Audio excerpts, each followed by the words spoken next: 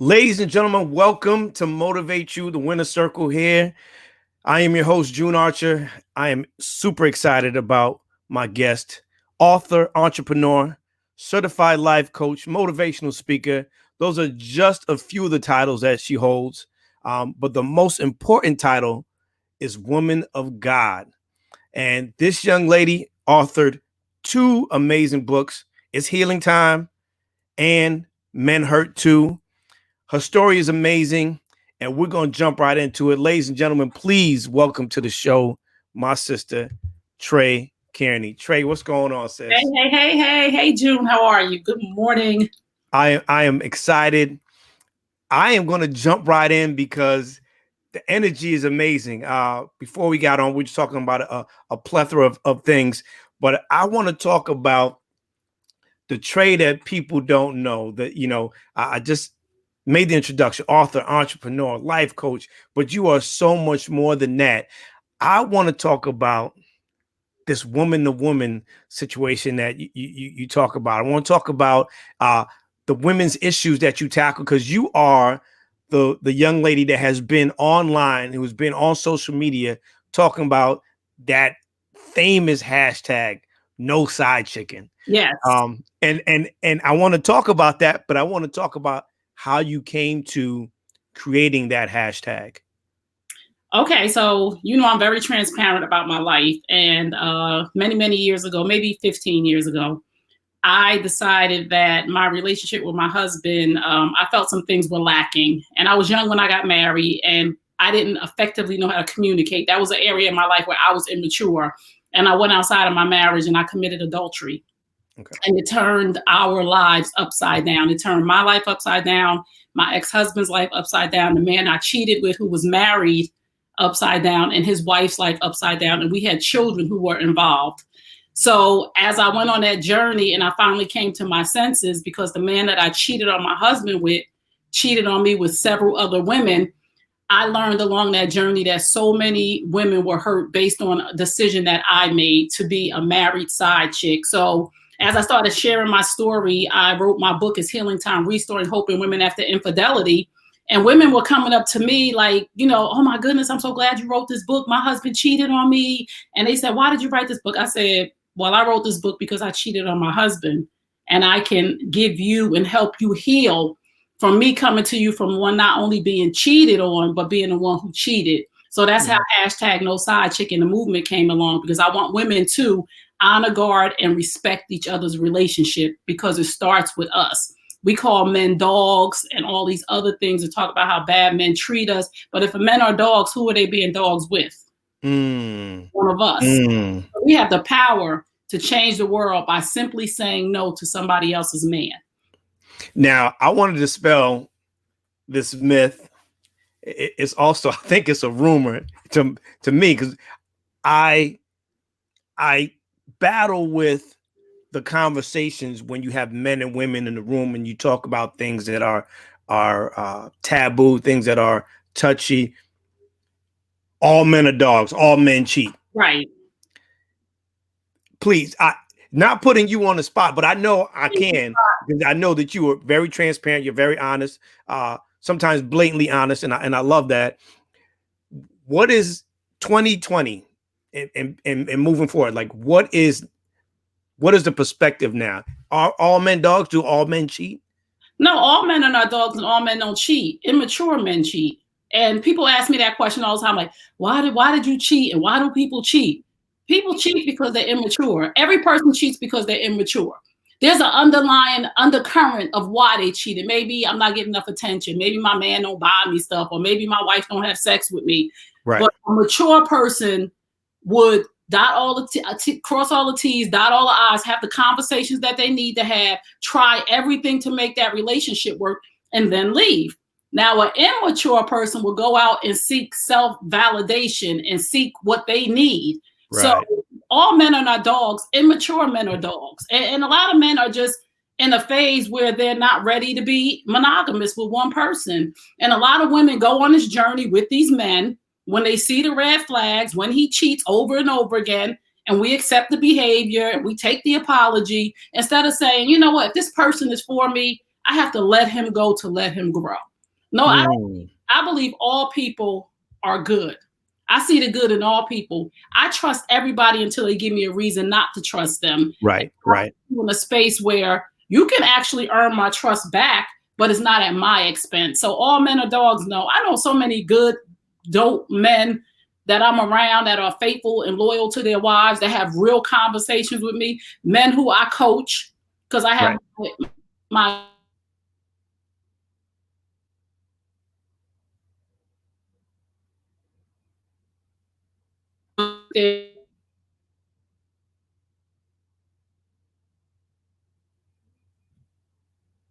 not dogs, and we need to dispel that myth immediately. And I bring that up because I feel like in those conversations, women are always saying, well, it's always the guy that goes out and does it. And they never take responsibility. And I say, I think it's 50-50. And based on what you said, being selfish, being immature, everyone on both sides of the coin has the ability and the opportunity to step outside of that relationship. It's not just men. For me, I know plenty of guys who have been in relationships where their wives and their girlfriends have cheated. So that conversation seldom rubs me the wrong way because I feel like the movies portray that, right? Videos portray that. And women start to run with that. Not all women, but they run with it like, oh, well, you know, girl, you gotta watch them. But you never really hear dudes say, homeboy, you gotta watch her. Like, you know, all women cheat. I just think that conversation, we have to kind of take responsibility and say, you know what? Anybody, male or female, is capable. And trust, like women say, oh, you got to watch it. When you hear another girlfriend telling you, oh, you got to watch him, and that's from your experiences. So when we taking advice, we got to be careful who we get advice from, because we're all giving advice based on our experience, unless you're dealing with a professional, or unless, like, if my girls come to me and ask me a question, more than likely I'm gonna tell them from my experience. But if one of my clients come and ask me a question, I'm gonna tell them from a professional side that you need to decide for yourself. I coach. I don't tell you what to do. I ask you some hard questions about yourself. But when you're asking people about their opinion, you know, they're going to tell you from their experiences, and that's not a healthy thing. And for women, trust is an issue because we don't trust the chooser. We don't trust ourselves. Men go and live until it happens. When women are dealing with emotional baggage, we don't trust the chooser. I like that.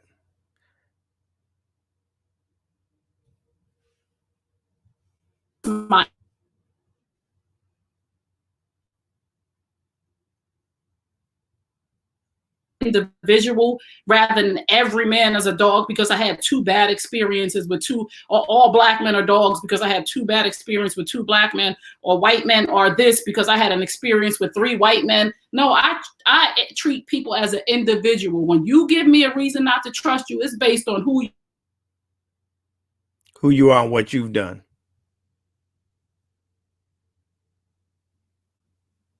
You need to learn how to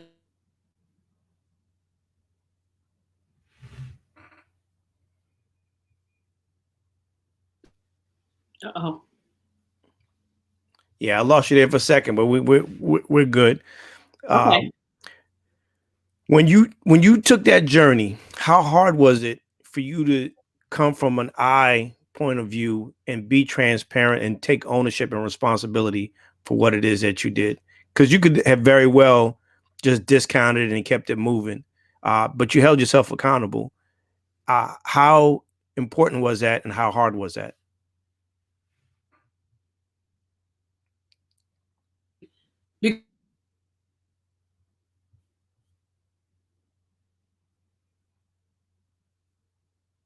Really was that the embarrassment, the shame, the guilt, those were the things that bothered me most. And what bothered me more than anything, which made me accountable, was not the fact that the man that I cheated on my husband with cheated on me. When it got to me and the pain that I felt, I couldn't live with myself because I caused that pain to two other people. And that bothered me to my core more than him cheating on you.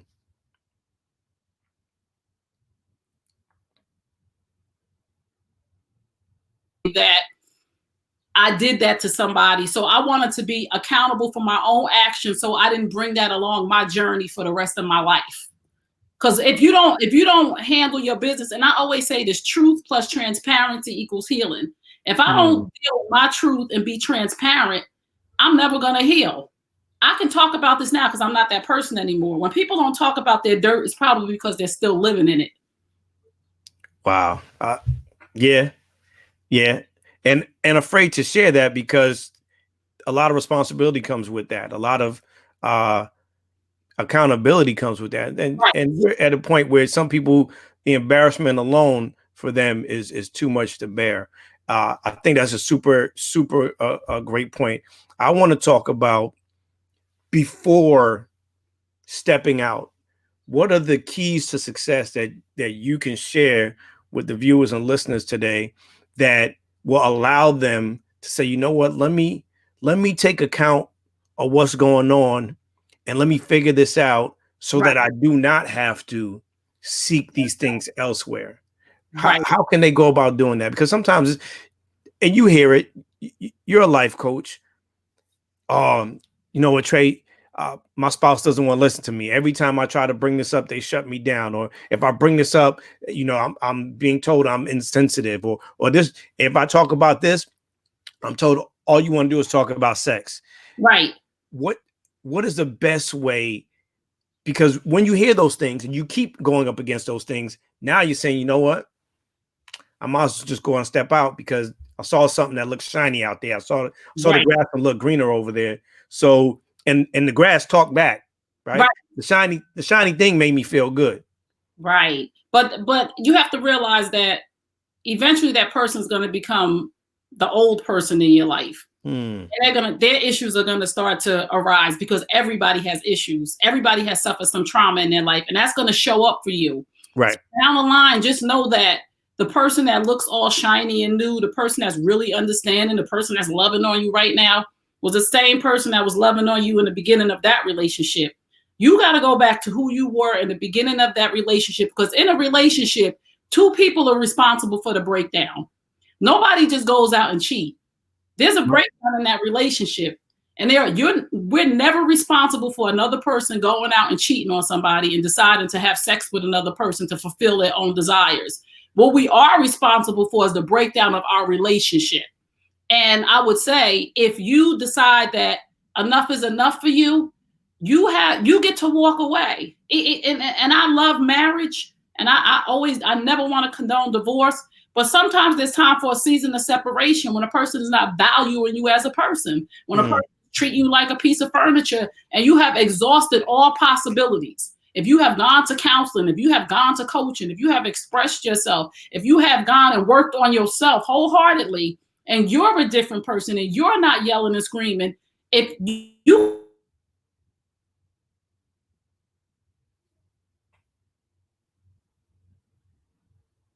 have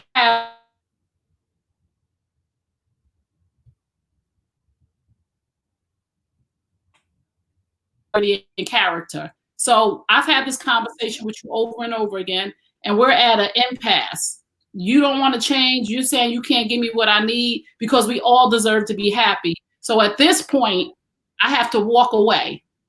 And it's not forever sometimes. Like I said, for marriages, sometimes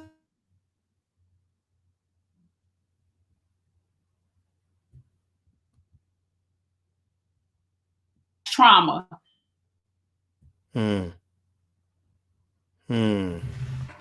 Wow. I want to marinate on that because I feel like we need those keys, right? We need those skill sets because you will find a way out every time. You're always the one thing I could say that I've held near and dear to me is when my wife and I got married, went to Jamaica, went away, and in the airport, we saw this older couple, had to be probably in their 70s. Wow. And I'm the kind of person where I will have conversations with anybody. I'm a conversationalist. I love people. I love meeting people. That's what I do. I network, right? And I asked the man, how long you guys been married? And I think at that point it was like 50 something years. I'm like, wow, this is crazy. And to me, it seemed far fetched because we're just getting married. Like we're going away to get married. I'm like, 50 years seems like a long, this is crazy. And I asked him, just as I asked so many others before him, what are the keys? Like, what is the best piece of advice that you could give right now that allowed you to last this long? He said two things, and one of them I want to dig into, but there's another piece. One, he says, make money. Right. Right. This is what he said. But that wasn't the important one, right? He said, never give up the first fight. Right. And he said, it's twofold. He said, listen to what I said. Never give up the first fight. And when he broke it down, I feel like people fall into that trade. The first fight, the first moment that it just some kind of static. Oh yeah, I'm done with this. I'm done with it. Right.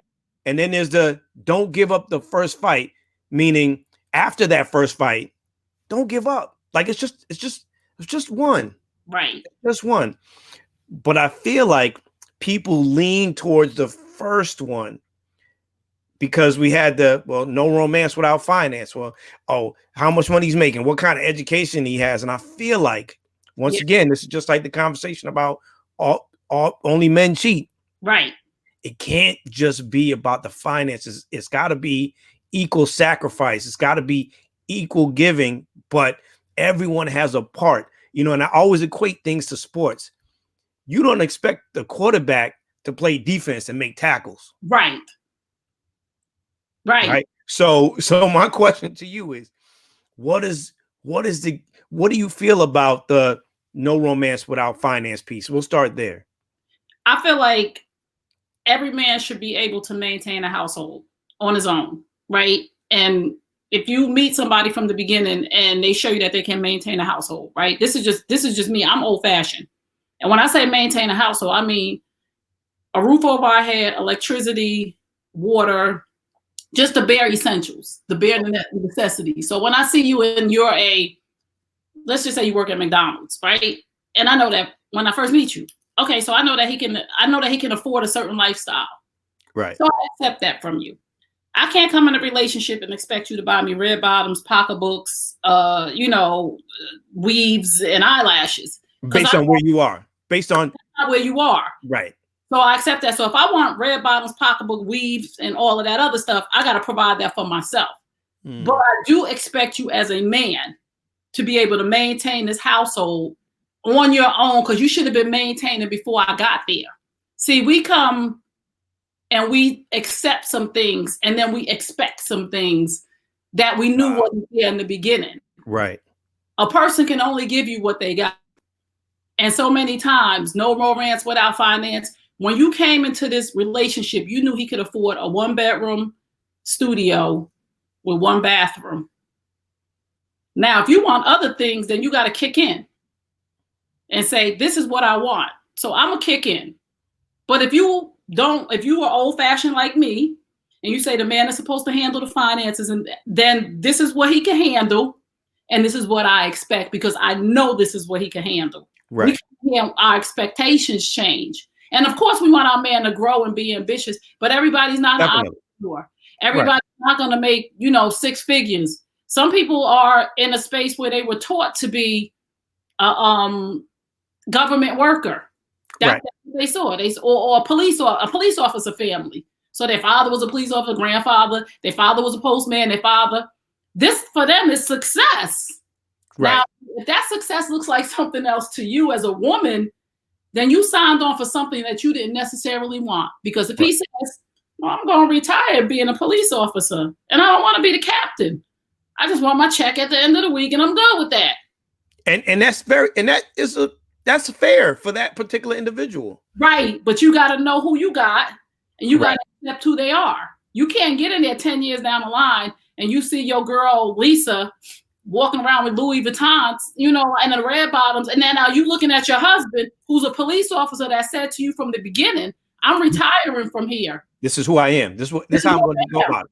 This how I'm going to go about it. You red bottoms from me. You want red bottoms? Well, my girl, because we start to compare ourselves. We start to want to compete with the Joneses who ain't really the Joneses. You know what I'm saying? So, like I said, we have to accept people for who they are. And there's another flip to that. And I talked about this on the interview with Do It All. If you got an ambitious man, because you want all these things, then there's a level of absence that's going to be involved. So you can't complain about you ain't never home. Correct. So you know what you got. That's real rap. And it works for women too, because there's some men who, and I always look at things from both sides of the coin, sis.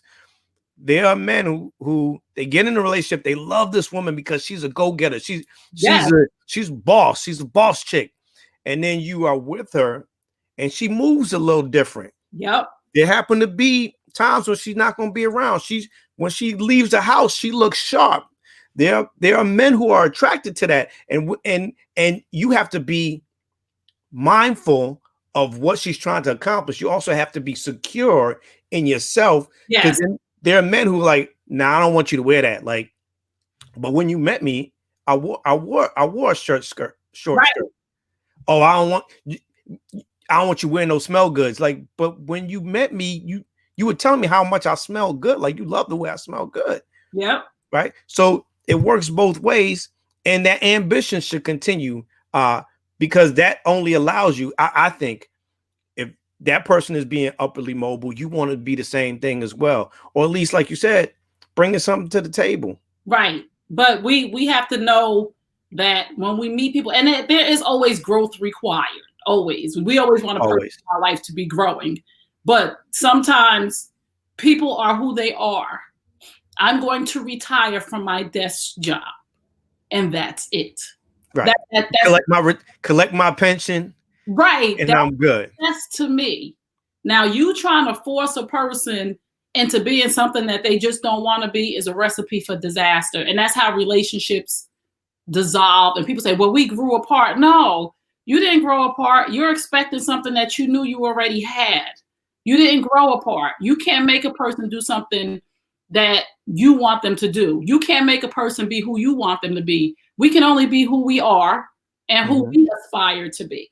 We come into relationships and people want to make us something else. I don't aspire. I don't want to own a business. Like, I like working for somebody. I like, at the end of the day, somebody telling me what to do. It's like somebody who has a military career. I like how I know when I got to get up. You can even equate it to a person that keeps going back to jail. Right. They like structure. There's a sense of structure. I miss my Sal. They wake me up in the morning. I have TV time. I have yard time.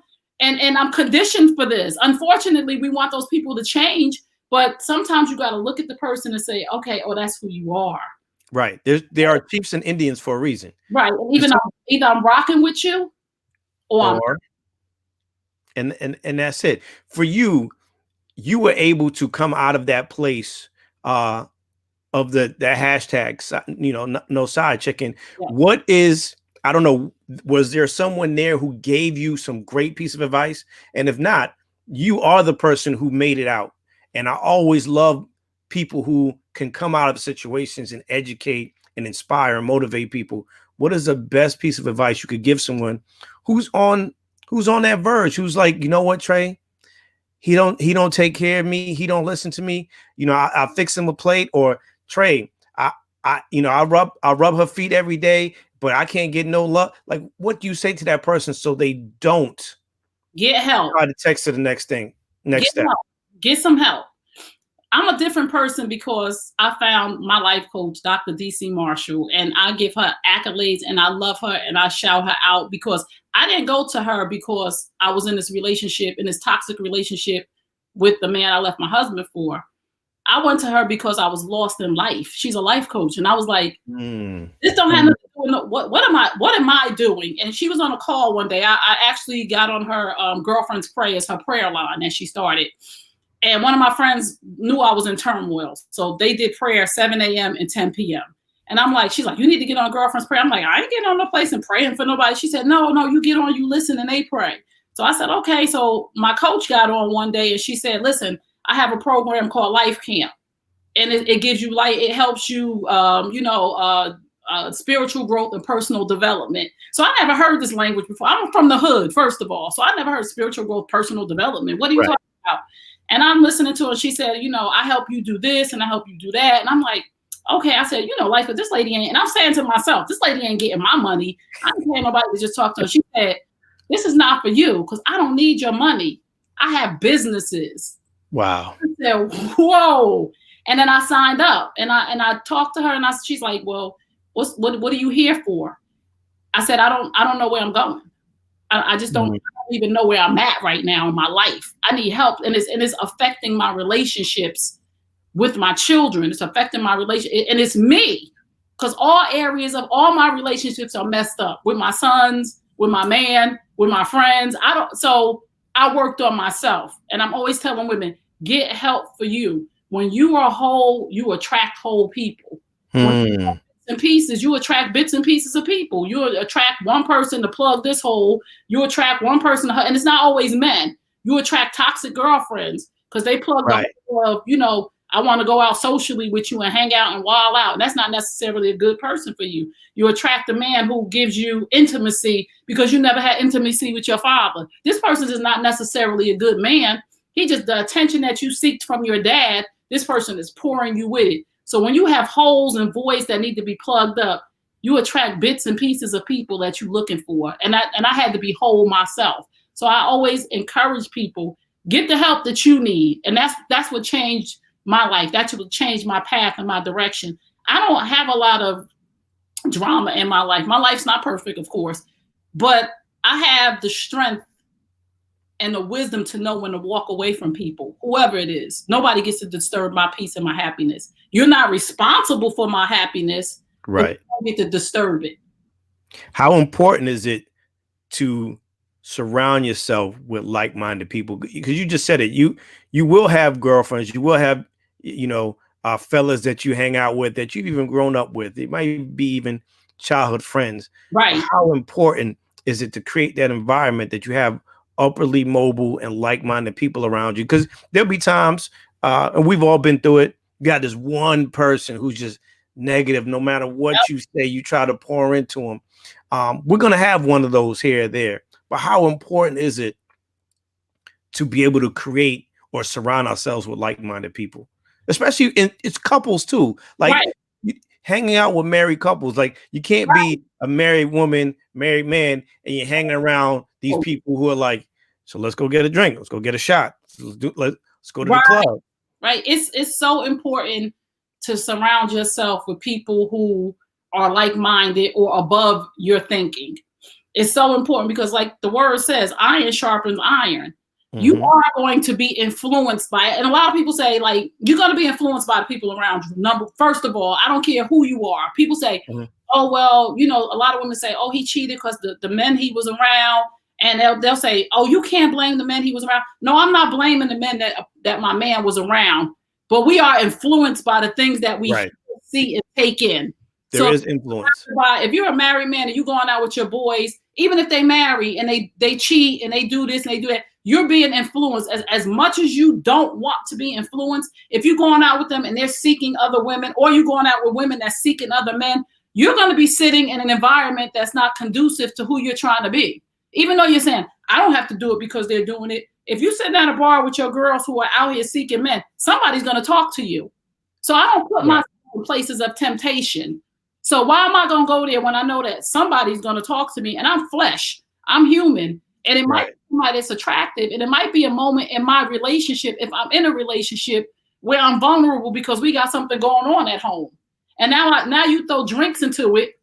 Exactly. Alcohol, like the mirror says on your car, alcohol impairs your judgment. You know what I'm saying? It impairs your judgment in every area of your life. So we got to keep ourselves away from people who bring us into situations that tempt us to do the wrong thing. I want to be in areas with my girls where we're going somewhere to elevate, to learn, to go high, even though we can go out, but the what do you call it? The intention. Right. I can't go out with my girl whose intention is to find a man. You got to go out on your own, girl, because that's not what I'm looking for right now. Unless my intention is to do that too. Or she's mad at her man and she's just trying to go out and have drinks, and then now it's a male bashing party, or it's a Right. female bashing party. So you trying to get back, or you trying to express something or get something out, and then Right. misery loves company. Yep. So And I have 4 girls. I have my 4 best friends. We call ourselves, I call them my core 4. Our little crew is our core 4. We have our little necklaces that say core and everything. We don't have male bashing sessions because as I elevated, and they used to call me the ringleader because I used to be one shots, everybody. Shot. That was me. I was that one. I was the one that was cheating. I was the one doing all the mess. When I shifted, they shifted with me. They shifted, I shifted with them. They are excelling in their careers right now. They're writing books and doing blogs and active in their communities. Like we all are on a whole nother level. They're growing. They aspire me to do better. They aspire me. No, there's no drama here. No, none of us are going out when we're mad. And 3 of them are married, and 2 of us are not. They're not going out when they get mad at their husband to go out. Oh, girl, come on, go out and do this and do it. He make me sick. And they can vent to us, and we vent to each other. And when they finish venting about they boo and they booed up, it ain't like, oh, you was just venting yesterday. No, it's okay. She had a moment. That's her and her man. And she's not going nowhere. She's committed to that relationship. So she get to vent with me without me giving her advice that if I was you, I would do this, or if I was you. This is why you got to be careful with the people that you have around you. Because one of my girls, we gave her a birthday party. This was maybe 3 or 4 years back. We gave her a birthday party, and I had a makeup artist come and do our makeup. And she sent her husband a picture of her made up, and he said, "Come home right now." Wow. No, and she got her. She said, "Ladies, she got her we wasn't mad. Right. We didn't even cut the birthday cake for her. We wasn't mad. We was like, "Go ahead, girl." Because we get it. We wasn't like, "Oh, how you just gonna leave your party because your husband and we set this up?" Nah, handle that. Your husband said, "Come home, girl, handle go that. home." And that's why you got to have the right people around you that make you say, it's okay for me to go home to my husband. And even if we have plans, if their husband say, "Listen, I made plans to go out," they know they could call and say, "Listen, I'm not showing up." Wow. Or become first. And that's the behavior. And I love that. I wanna inform people, how can they get your books? Oh, you can go to my website, www.traykearney.com, TrayKearney. I'm all things Trey Kearney. I'm not complicated at all. At Trey Kearney, Instagram, Facebook, LinkedIn, it's all my name. And I love it. What's next though, Trey? Like, you have these 2 great projects. You're doing some great things. You're on these social media platforms. You're educating us. You're inspiring us. You're motivating us to do better and be better examples. What's next for you?